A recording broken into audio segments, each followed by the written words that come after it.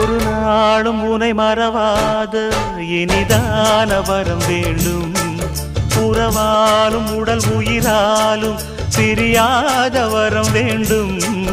விடியோடு இமை போலே விலகாத நிலை வேண்டும். இணையான இளமானே துணையான இளமானே, இணையான இளமானே துணையான இளமானே.